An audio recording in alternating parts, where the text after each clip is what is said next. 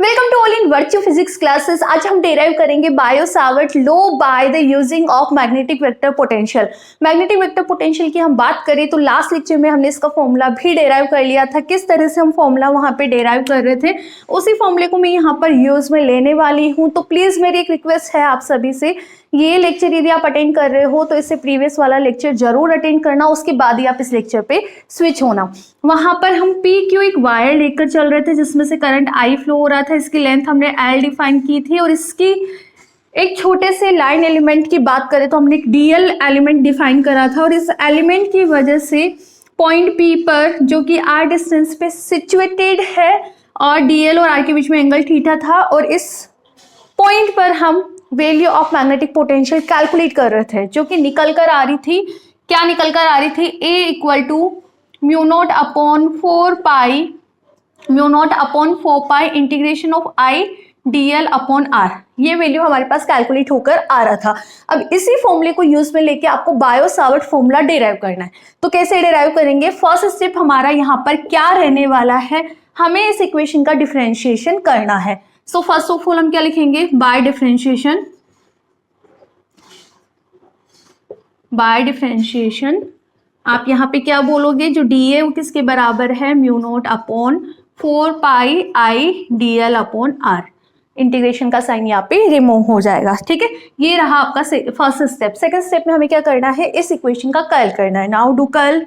Now if we do curl on both side, बताओ यदि हम बोथ साइड कर्ल करें तो आप क्या बोलोगे? डेल क्रॉस डी ए किसके बराबर है? Mu not upon 4 pi del cross I dl upon R। को doubt? Mu not upon 4 pi को मैंने बाहर इसलिए लिखा है बिकॉज ये कांस्टेंट क्वांटिटी है। ठीक है ना, एक आइडेंटिटी हमने लास्ट लेक्चर में भी यूज में ली थी, वो ही आइडेंटिटी मैं यहाँ पे यूज में ले रही हूँ। आपका वेक्टर आइडेंटिटी क्या था कि डेल को यदि हम BA के साथ क्रॉस करें तो वैल्यू आती है del B cross A plus B को हमने बाहर निकाला था और इस तरह से यदि A और B हमारे पास दो वेक्टर क्वांटिटी होती है। सो नाउ हियर मैं डिफाइन कर देती हूँ, B हमारा 1/R है और A हमारा यहाँ पर DL है। ठीक है, so by the above vector identity हम यहाँ पे बोल सकते हैं ना कि this is equal to del of 1/R। ठीक है, डेल ऑफ 1/R। ठीक है, क्रॉस A क्या है यहाँ पे? DL। ठीक है, प्लस B को मैंने बाहर निकाला तो 1/R और डेल का हमने क्रॉस करा है DL के साथ। बताओ कोई भी इश्यू है क्या? नहीं है। ठीक है, सो नाउ इसको मैं ये वैल्यू पुट कर सकती हूँ, इजीली पुट कर सकती हूँ क्योंकि मैंने यहाँ पे वेक्टर आइडेंटिटी अप्लाई करी है। तो यदि मैं ये वेक्टर आइडेंटिटी अप्लाई करूँ तो आपका ये इक्वेशन नंबर 3 क्या बनेगा? आपका del cross DA equation number 3 यहाँ से आएगा म्यू नॉट अपॉन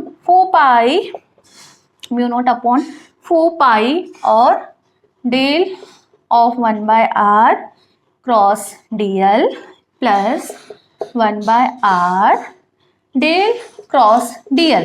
बताओ कोई इश्यू या कोई डाउट? नहीं है। अब देखो डेल क्रॉस DL 0 होगा because DL is independent from x, y and z coordinate. So हम बोल सकते हैं डेल क्रॉस DL आपका क्या आएगा यहाँ पे? 0। तो it mean this term equal to 0।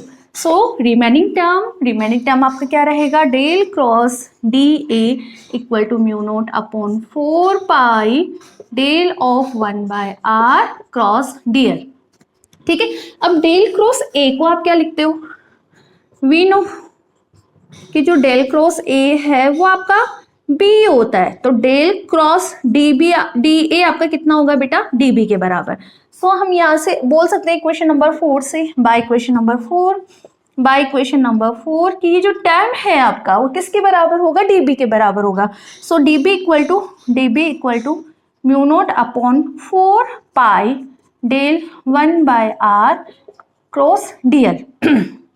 ठीक है, इससे प्रीवियस वाले लेक्चर में एक टर्म हमने डिफाइन करी थी कि जो डेल ऑफ 1/r है वो minus of r vector upon r cube के बराबर होता है। आप सिंप्लीफाई करके भी देख लेना, आपके पास यही वैल्यू आएगी। तो यदि मैं ये वैल्यू यहाँ पे पुट करूँ तो आपका एक्सप्रेशन क्या बनेगा, म्यू नॉट अपॉन 4 और माइनस का साइन मैं आगे लगा रही हूँ, ठीक है, r vector cross dl upon r cube. ठीक है, एक और मुझे यहाँ पर क्रॉस प्रोडक्ट का रूल पता है कि जो a क्रॉस b है वो बराबर होता है minus of b cross a। तो यदि यहाँ पे मेरे को माइनस साइन को रिमूव करना है तो क्या मैं इसको इस तरह से लिख सकती हूँ, mu not upon 4 minus sign को यदि मैं रिमूव करूंगी तो इसका क्रॉस प्रोडक्ट क्या होगा, dl क्रॉस r होगा। होगा नहीं होगा, होगा ना, ठीक है। तो इस तरह से हमने ये वैल्यू यहाँ पर लिख दी। अब ये वैल्यू आपकी आ रही है dp की, ठीक है। और क्या बायो-सावर्ट फॉर्मूला भी यही बोलता है, कुछ कुछ तो हमें पकड़ आ रहा है, यस यही बोलता है बायो-सावर्ट लॉ। तो b हम बताते हैं वहां पे integration of dp which is equal to mu not upon 4 integration of dl cross r upon r cube, ठीक है। दिस इज बायो-सावर्ट फॉर्मूला या दिस इज बायो-सावर्ट लॉ।